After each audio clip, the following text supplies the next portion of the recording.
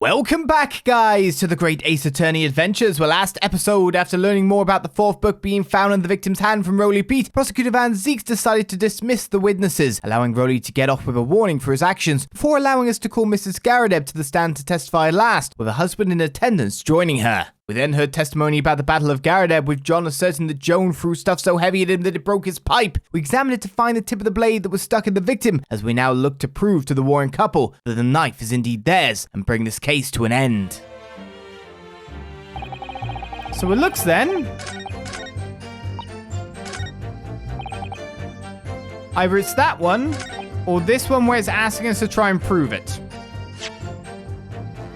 We've pressed. We've got nothing else. Maybe we could go an alternate route on number 3? It's 5, yeah. I think proving it with that would be the best, and then linking that back to the murder weapon. After all, it was in the pipe, which is a possession of his. Am I right? Is this the right statement? Objection! Music stopped. Mr. Garadeb, could I ask you to take a good look at this, please? You can ask, but I can't see a bally thing. You can't. Used to call me Dead-Eye Deb back in the regiment, of course, but that was some time ago now. Even when I'm trying to enjoy a large print book by the fire these days. I struggle to tell a B from a D and a P from a Q, to be honest. Oh, he does. Dearie me, it's rather wearing being asked about every other letter and every other word. He must be very doesy. What is that? A tiny scrap of metal? Yes, almost certainly from the tip of a blade. And what may appear at first to be just a tiny scrap is in fact a crucial piece of evidence. Interesting. And where did the defense come by this evidence? It was lodged in the chamber of Mr. Garadeb's pipe. My pipe, you say? By Jove, I wonder how that got there. And what precisely does this fragment of metal signify, Counsel? Are you suggesting that it is in some way related to the matter of the stabbing on Bria Road?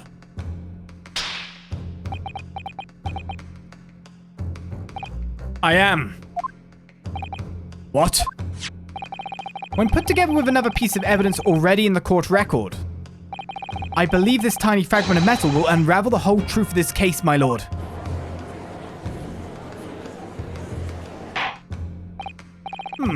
You appear rather confident in that extraordinary statement, Counsel. Very well then. Present the pertinent evidence to the court. What evidence, when paired with this fragment of metal, allegedly reveals the truth of this entire case? Are we there? Take that! This is the knife that was found in the victim's back. If you look closely, you will see that there is a small piece at the tip of the blade that is missing. A common issue with the inferior blades sold at the unsavory street markets. Criminals who use them regularly leave the tips lodged in their victims' bones. And what of this particular knife? No doubt its tip has suffered a similar fate, now languishing somewhere near the spine of the victim. Objection! No, that's not the case. Tip of this particular knife's blade is the very fragment of metal we discovered in the chamber of Mr. Garadeb's pipe. Good grief! Lord Van Zieks! I don't believe it! The knife from this crime scene and this fragment of metal are a perfect match.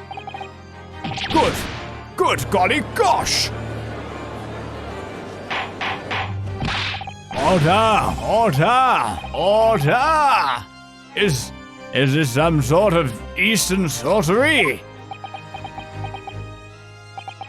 This is no magic, my lord. This is a miracle. A miracle! So Van Zieks has figured it out, has he? The Counsel, explain this extraordinary coincidence at once. Yes, my lord. The crucial point we have to ask ourselves here is, when did the fragment of metal find its way inside Mr. Garadeb's pipe? Something that was clarified for us in the most recent witness testimony. Had this thing in my hand as usual at the time of the onslaught. Knocked it clean out with one of her soft projectiles, she did. Yes. It would never have been sent flying unless it was hit by something pretty solid. Oh, dearly me. During the argument between these two that occurred just as the victim was on the pavement below, Mrs. Garrett flung this knife at her husband. However, the knife missed Mr. Garrett, instead striking the pipe in his hand at the time, which caused the tip to break off, of course. Good lord! Yes, and that is when the tiny tip of the blade found its way inside Mr. Garrett's pipe. The chances of that are 1,000,000 to 1! And yet there's no other credible explanation for how the tip of the blade ended up in your pipe. Then, after losing its tip, the knife ricocheted off the pipe and flew out of the open window. Ah! In short, this knife, which fell from the window of the Garrett's house, is the very same knife that struck the victim in the middle of the back on the street below.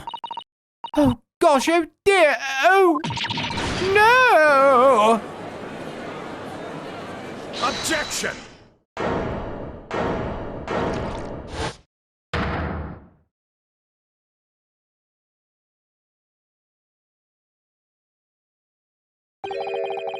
A full-bodied fury, I'll give you that. Our complex bouquet of seemingly trivial points plausibly arranged to create an almost passable vintage. Allow me to toast my learned friend's characteristically Nipponese approach to bottling his argument. Sorry. But after all, it is just a theory. The bottle I fear is corked. Because you see, it's spoilt by an insurmountable inconsistency. An insurmountable what? Lord Van Zieks, explain yourself! What is this inconsistency you claim to have identified? An inconsistency of the simplest nature, my lord. The victim was found with the knife planted in the middle of her back. Yes, in her... Ah! That's right, you silly little man. Now, Joe, not a thing. What are you getting so excited about? Let us consider the basic facts of the case once more. The victim was walking along the pavement before being stabbed in the back and falling to the ground. If the knife that struck her had fallen from above, there's no possible way it could have planted itself in the victim's back. Ah!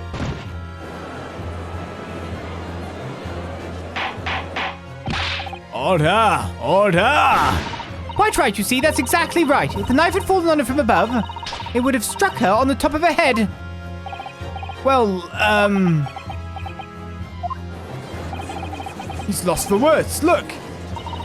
I knew it. I never liked his theory in the first place. I don't know, though.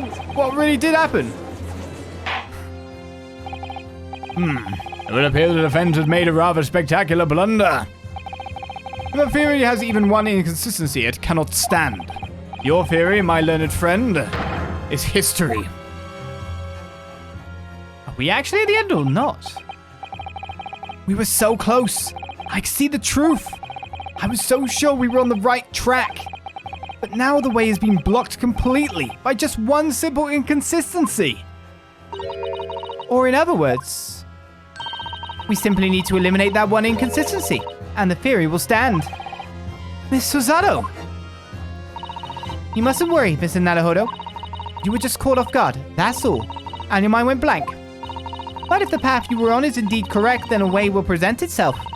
The key to this is in the court record, I'm sure. All the information you need is there.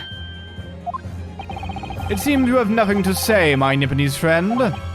Well, your silence speaks volumes. A tacit acceptance that your theory is fatally flawed. Objection!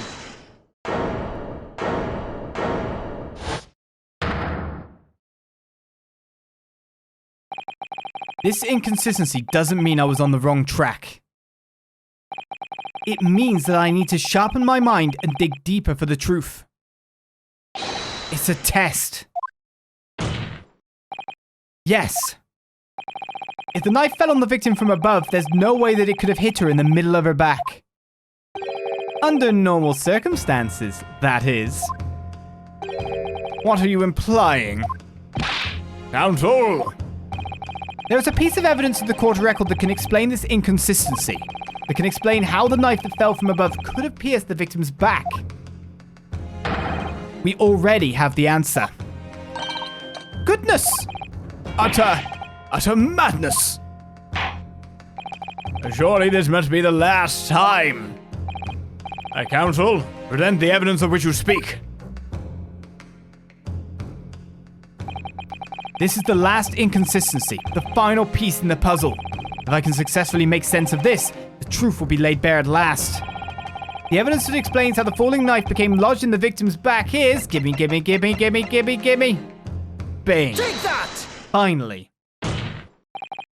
This, the fourth book found at the scene. This is the final piece of evidence the defense will present. The burnt book. Is that not Mr. Garadev's book? Yes, and to understand its significance, we have to consider how it came to be at the scene in the first place. This photographic print clearly shows the book in question, and the victim holding it in her hand.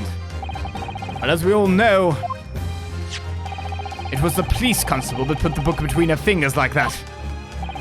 Quite so, as part of this wholesale transplanting of the crime scene to the opposite side of the road. That's true. However, as part of his testimony, Constable Beat made an extremely enlightening statement on that point. But what made you place that book in the victim's hand? Oh, well, sir, that's because that's how I found it. When we first ran over to the scene, the victim was already holding the book. So when I moved everything, I made sure it was still in her hand. In other words, the victim had already picked the book up of her own volition. And clearly, that must have been before she suffered the knife wound. Well, I should say so. After being attacked with a knife, I don't imagine she'd have been doing much of anything. So the question becomes, why did the victim have that book in her hand? By jingo! I think I'm beginning to see what may have happened now. Oh, dearie me! We know that the book fell from the top floor of the Garadev household onto the pavement below, at precisely the moment that the victim was walking past. Yes, at exactly that moment. The young woman was walking along the street in the light fog, when all of a sudden, a book fell right in front of her. The book I threw. Yes, Mrs. Garadev, and what do you think the woman did? What would you do if you were walking along and suddenly a book landed in front of you on the pavement? Well, I really can't imagine it, but I suppose she might have reached down and picked the book up. Yes, that is exactly what the woman in fact did. She picked up the book. Oh heavens! And when the woman reached down to pick the fallen book up, what position would her back have been in? That's right, facing the sky, completely and utterly defenseless. Then, in the very next moment, while the woman was still bent over picking up the book,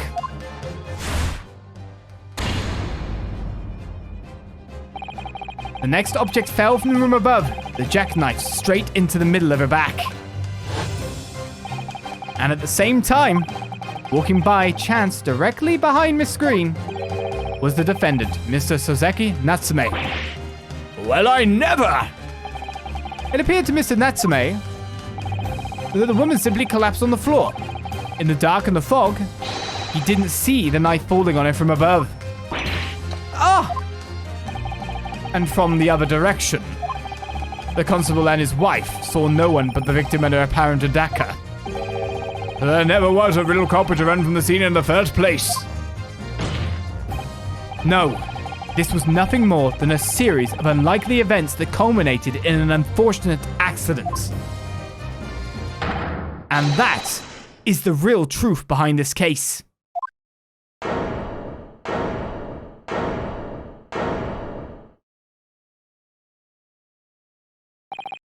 Well, Mr. and Mrs. Garrett?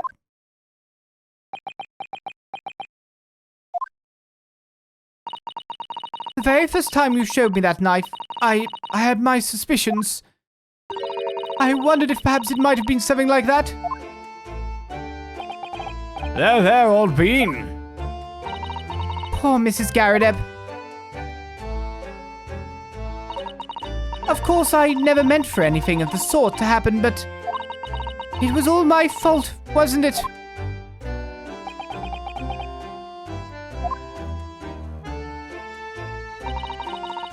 I take full responsibility. I let my anger get the better of me. I threw that book. And I threw the knife as well.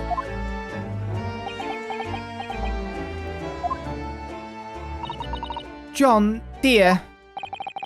It's all right, I know. I'm ever so sorry. Truly. I'm sorry!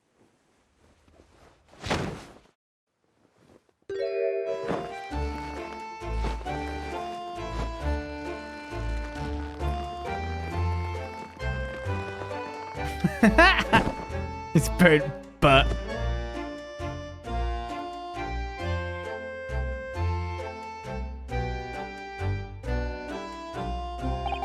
Lord Van Zeeks, what news of Mrs. Garrett?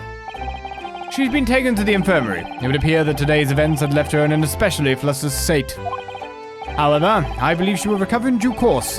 There's no cause for concern. Yes, unbeknownst to themselves, they caused what could easily have been a terrible tragedy. They shall have to prepare themselves for the consequences of their actions. There is some good news, however, my lord. I have just had word from the hospital where the victim is being treated. Her condition is improving steadily, and the doctor believes she will regain consciousness soon. It's strange. We've been talking about the victim all this time, but we've never once met her. How wonderful! The woman is out of danger, it seems. Yes, that is good news. So, Mrs. Soseki Natsume.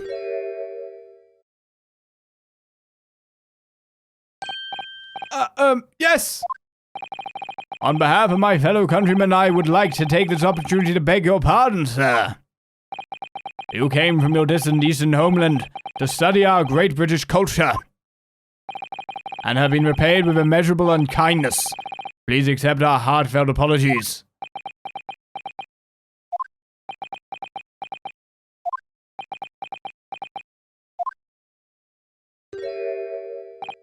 No, it is me who should be begging your pardon.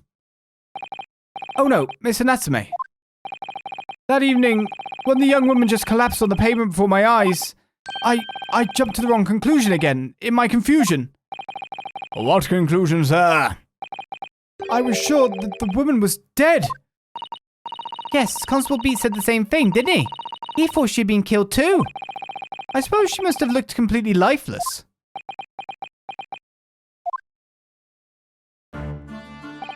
It's been about a year since I arrived in Great Britain now, but I still can't get used to life here. I can't relax. I'm sure there are evil spirits lurking in the fog, like they're haunting me. Poor Soseki-san. His imagination really has gotten the better of him. Yes, poor man.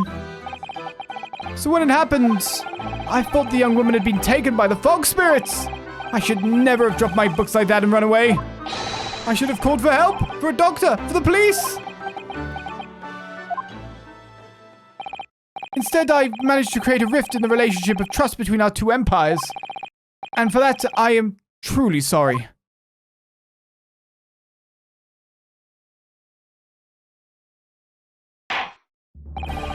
One could indeed say that some sort of mischievous spirit had been at work here, I think. One that created a chain of unfortunate mishaps. We were befooled by the spirit and led to false conclusions. But thanks to Lord Van Zeeks and our young lawyer here from the east, that chain has now been broken, and the spirit exorcised. I heartily commend you both. Oh! And now then, ladies and gentlemen of the jury. Yes, my lord?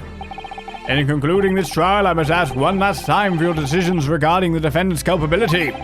Are you ready to present your findings to the court? As the foreman of this jury, I can assure you we've reached a fair and just conclusion. I do declare the truth can be extremely cruel at times. Well, I didn't suspect the woman next to me, that's for sure. Sitting in for the old bean while she's out of action, you know. But I know that her decision would be... Does this mean I'll finally be able to get out of here and start work? Well, it's about time. I say, I'll have a cork of a story to tell the grandchildren when I get home, won't I? Very well, ladies and gentlemen of the jury. I hereby demand your final decisions. Mr. Foreman. Not guilty. Not guilty. Not guilty. Not guilty. Not guilty. Not guilty.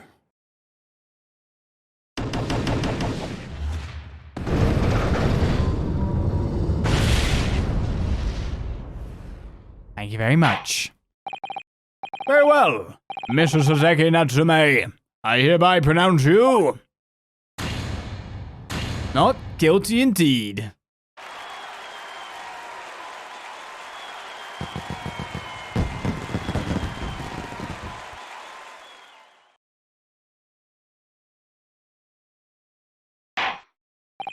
And finally, Mr. Natsume.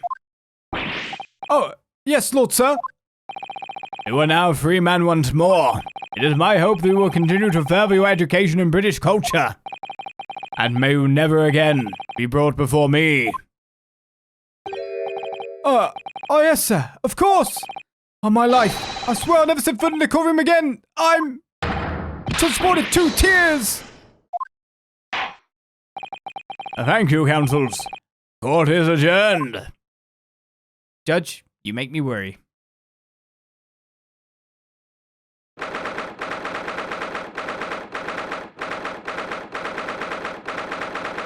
So it's time to celebrate.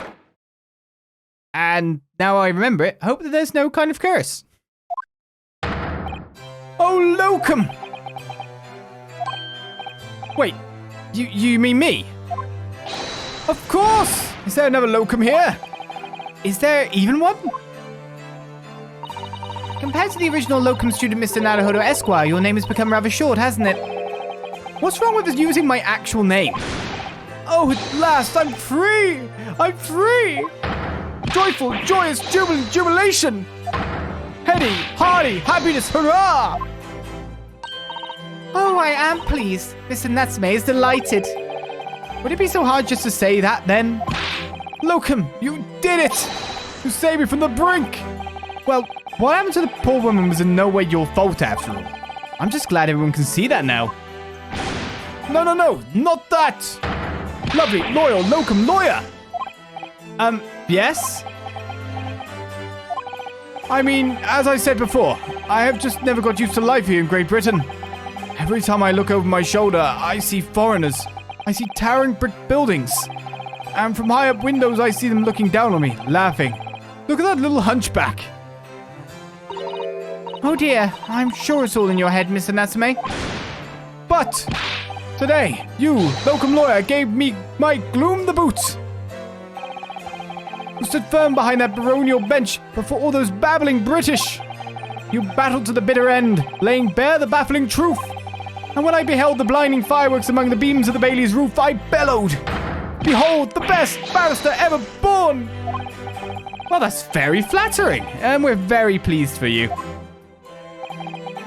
This has given me a wonderful anecdote to recount to my old friends back in Japan. An anecdote? Is that what's to become of all my hard work? Ah, there you are, my dear fellows. I apologize for keeping you waiting. I rose late this morning. Oh, Mr. Sholmes, what a pleasure to see you. I see I'm here not a moment too soon. A disaster has been averted, I'm glad to say. Oh. The trial shall begin presently, Mr. Naruhodo, and I wish you the very best of luck. It's just finished. What? No! Then my haste was in vain. Ah! It's you! Hairlock Sholmes! Oh, are we met, sir? This is Mr. Natsume, the man you had arrested, Mr. Sholmes? Ah, I see. I failed to recognize you at first. Our previous encounters have taken place in the gloom, either of your bleak lodgings or that prison cell. I simply couldn't place that curious face in the light. Charming. This is all your fault, Hairlock Sholmes. You're the reason I had to go through this terrible ordeal. I'm going to give you a piece of my mind. My apologies, sir, but I assure you, I have placed you now. You're the fellow who abandoned that poor young lady and ran off, are you not? Ah. Had she been taken to hospital more urgently, I feel perhaps she would have regained consciousness by now. Oh. But it was unavoidable, I'm sure. We are but human after all. Anyone would have been shaken by such an experience.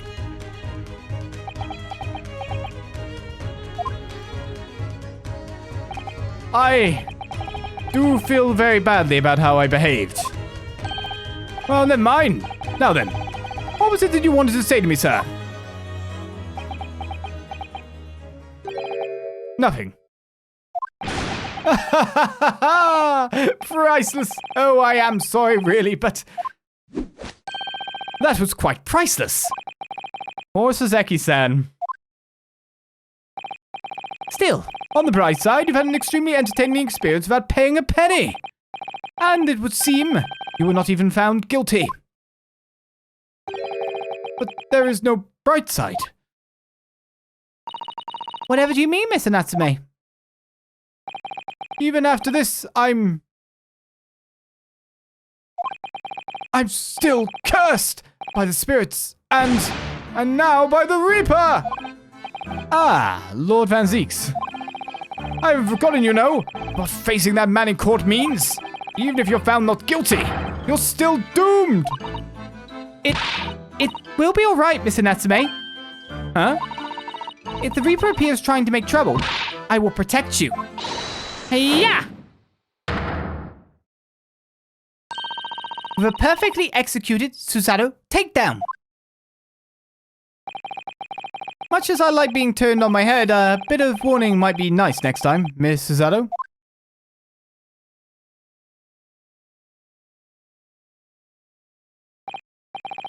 So, Mr. Natsume, what do you intend to do now?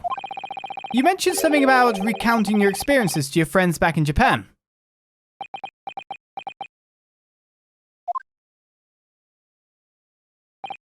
Yes, I intend to return to my homeland soon. Oh! It has already been a year since I arrived here in Great Britain. I visited universities, libraries, bookshops. I've been honored with the tutelage of professors. I've learned so much about the wealth of literature here, and the city is as shaped.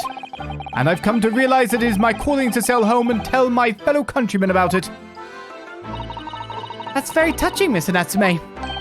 Or in perhaps less veiled terms, you wish to withdraw halfway around the world to escape the terror of the Reaper's curse. That's not it at all! The more I learn of literature, the more this strange feeling claws at my insides. I feel compelled to return to my roots and attempt to pen a work of my own. Oh, I see. A work of literature by Soseki-san. Could be an interesting read.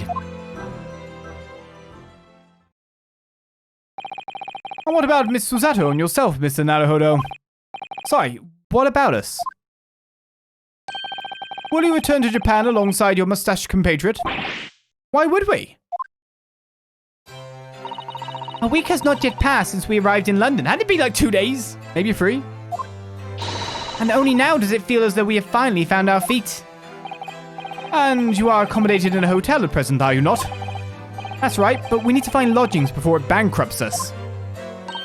I've calculated we can only afford another 10 nights before our entire budget is exhausted. Well then, you could take my lodgings. Oh, the windowless room. Ah, but what it lacks in windows, it more than makes up for with a floor, a ceiling, and walls. Great. And of course, I'd be happy to leave behind the accursed evil spirit. Oh my, an evil spirit? Oh yes. It tries to suffocate you while you sleep. It's an infallible wake-up call. Well, we'll think about it, if that's all right. You mean the cat? Perhaps I can offer a more welcome alternative. Would you consider taking lodgings with me? Really? Well, a vacancy has conveniently presented itself. Though it is up in the attic, I might add. Are you sure it isn't just a storage loft? I spoke with the landlady this very morning on the matter of price, and Iris is cleaning the room as we speak. You must come at once. I presume you have no luggage to speak of? Oh, this is simply wonderful. What an honor to be invited to take lodgings in the great detective's office's attic. I'm too overcome for words. So suggesting we look elsewhere is out then. Then it's settled. Iris will prepare a welcome dinner this evening. And you must come too, Mr. Natsume. I insist. I don't know what to say. But thank you. And yes. Wonderful. Then I'll go and complete the paperwork for your formal release, Mr. Natsume. It shan't take long. Somebody's happy.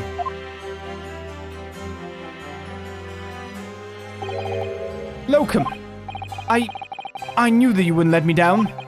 I'm truly delighted to have met you here in London. Likewise, Mr. Natsume. It's been a privilege meeting you too. It's a shame that we're gonna have to say goodbye so soon. Well, I've come to realize that I belong in Japan. But Locum, we'll meet again one day. Yes, I'm sure. And hopefully by then, I'll be a successful lawyer. Hopefully by then, I'll be a successful author. Well, my dear fellow, our carriage appears to have arrived. Shall we go, Mr. Naruhodo? Yes, Mr. Sholmes. I have little doubt Mr. Natsume will be released in time for dinner this evening. And so, with Soseki-san's innocence successfully established, we rode with Mr. Sholmes to what was to become our new home, 221B, Baker Street. To live with a legend, eh? On the 20th of February at 4:41 p.m. It's the attic, with windows! At least two by the look of it.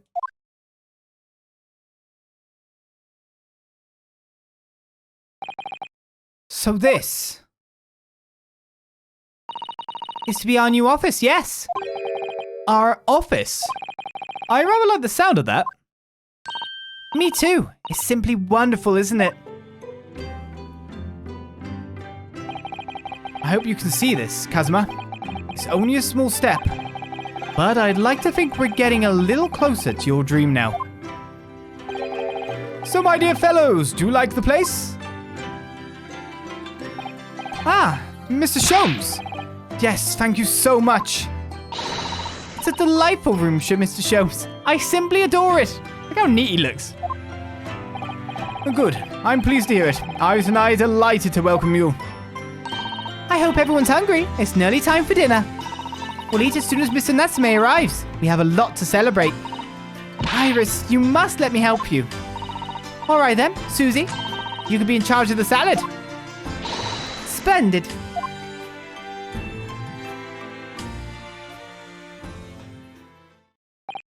So, Mr. Naruhodo, how does it feel? You have your own office in the capital. It's very exciting, actually. I can't help wondering what adventures await us. Those were precisely my sentiments when I first established my office at these premises.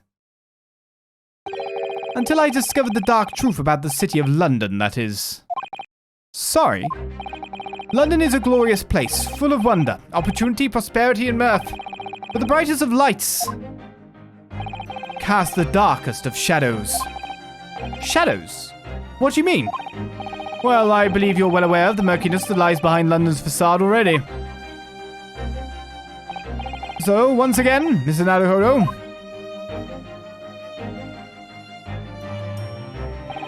Welcome to London.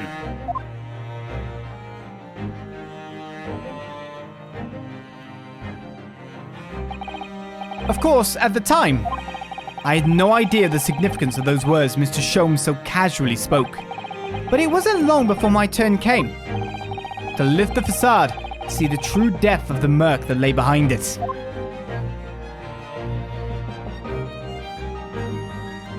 And there we go. Our fourth adventure is complete. Natsume Soseki is safe.